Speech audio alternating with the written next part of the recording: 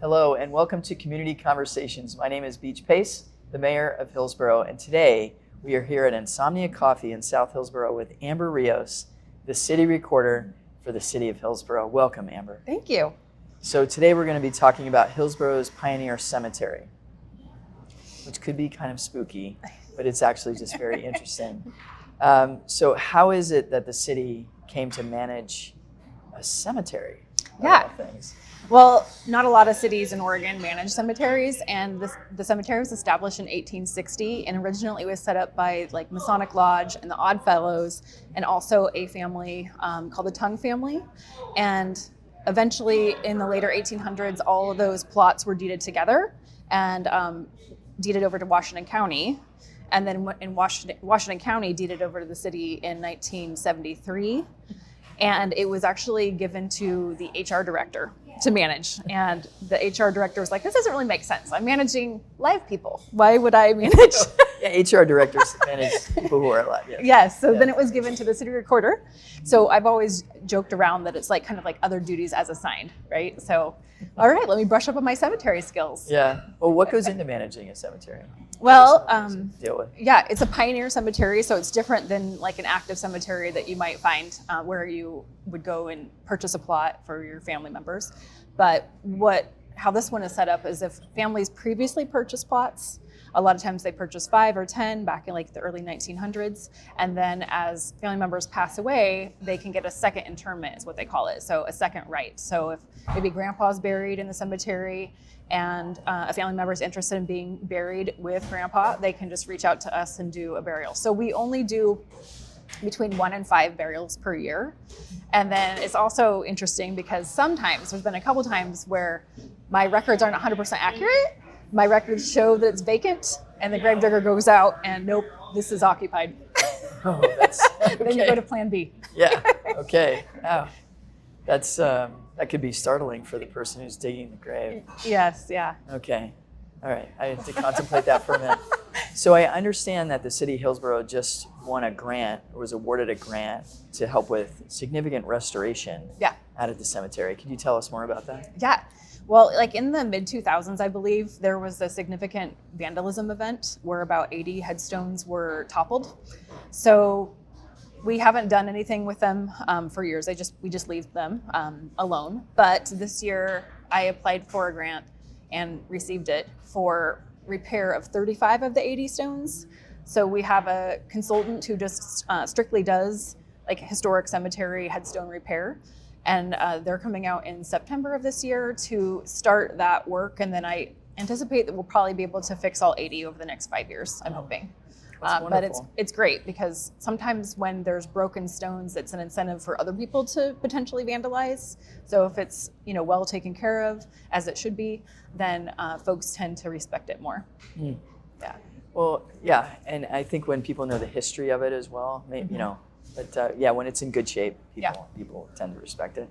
And I've been out there and I've noticed some of the names are pretty important to the city of Hillsboro, specifically Hill for Hillsboro, and others. Is you go out to the cemetery, you see names there, and then you drive around and you can see them on streets or on corners or shopping plazas are named after them and things like that. Yeah, that's one of the first things people notice is they're like, oh, I recognize this person. And funny story about David Hill, so the founder of Hillsboro, he has a very large stone out there, and there was a question that is his body there, or maybe it's just his headstone. And we actually had I don't know if you've heard of a water witcher, but it's like a person that uses like a iron rod and asks the iron rod a question, and if it goes left, let's say, for example, no, he's not buried there. If it goes right, then he is buried there. They use it for water identification. I've heard of that, water witchers. Rods. Yeah, I've heard of that. Okay. And so they did that for his stone, and the witcher said, yes, he is in fact buried there. Okay, so now we have it's confirmed. Scientific proof. Yes. Is there. That's wonderful. So we talked a little bit about the past. Moving forward, I know there's a master plan for it, but what is in the cemetery's future? What are we looking at? Yeah, so the council a little over 10 years ago adopted a cemetery master plan. So basically that is a plan that has 3 phases, and it's about a $4 million project. And phase 1 is actually complete. Phase 1 was perimeter fencing, and also you will notice there previously there was an entrance gate, kind of a round entrance gate, and we added a second entrance gate because currently there's 3 entrances to the cemetery. So there is a second entrance gate, and then also the wrought iron fencing on the front of the cemetery. We ripped out all of the poison oak infested shrubbery that lined TV Highway, and now there's a beautiful fence there. Phase 2 is actually roadway improvements and in the cemetery. In the cemetery. Okay. Yeah, because it's gravel road now. Yeah. Yep. And then also maybe some parking stalls. We've kind of identified some areas where there's no plots where we can do some parking stalls because currently we don't have parking.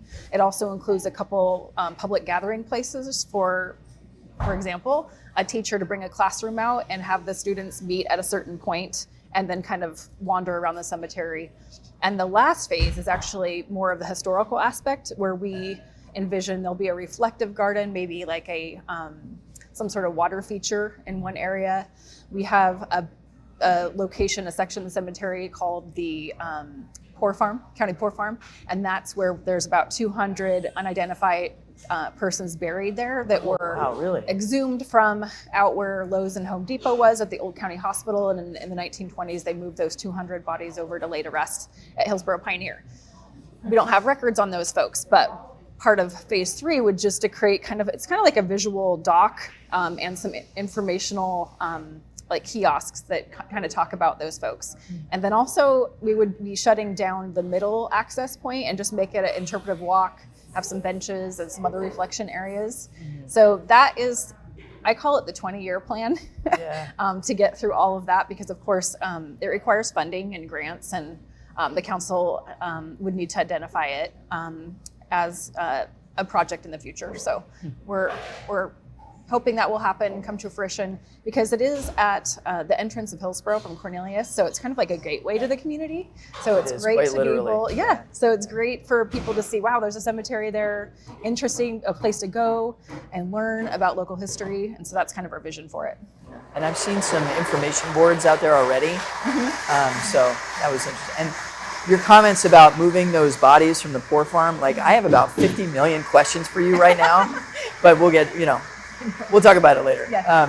So you have a program going on called Monumental Moments. Is that right? Yeah, yes. Monumental Moments. Tell us more about that. Yeah, that's an event we've had several times. It was originally created by local historians in the community, and then the city took it over a number of years ago, and we do it every 2 years. It's called Monumental Moments. It's a living history tour, so we hire local actors to come out and portray those that live in the cemetery. And our most recent event is called Untimely Deaths. And so actually think that's my favorite topic and really interesting. And so we're really excited for the community to be able to learn more about local history and how folks died. And at the last event, we actually sold out. So we're excited. Really? Yeah, something the community wants to see. So how would somebody find out about those events? You can see it on social media. It's listed through our Parks and Recs, like the event website where you can sign up for different events, other Parks and Recreation classes. It's in that same location. Like I said, it's every 2 years. But for the past couple events, we've actually filmed those, and so we've posted to the city cemetery page, so you can go and watch past events on our city website. Yeah, that's great. Yeah. So if you missed it, you can still watch it. That's great. So you mentioned a few things why somebody would want to visit Pioneer Cemetery. What are some other reasons why somebody would want to visit and experience the cemetery?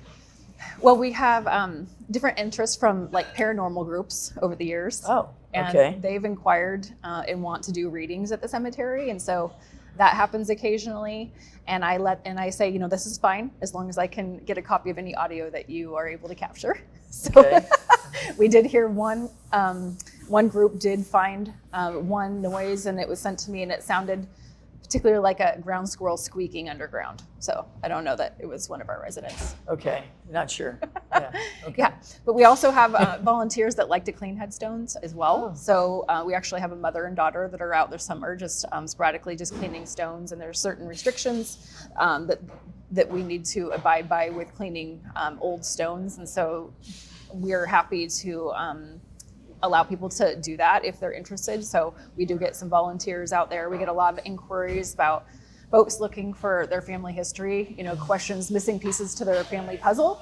And so they will call in and ask about that. Like I said, we'll do a few burials per year.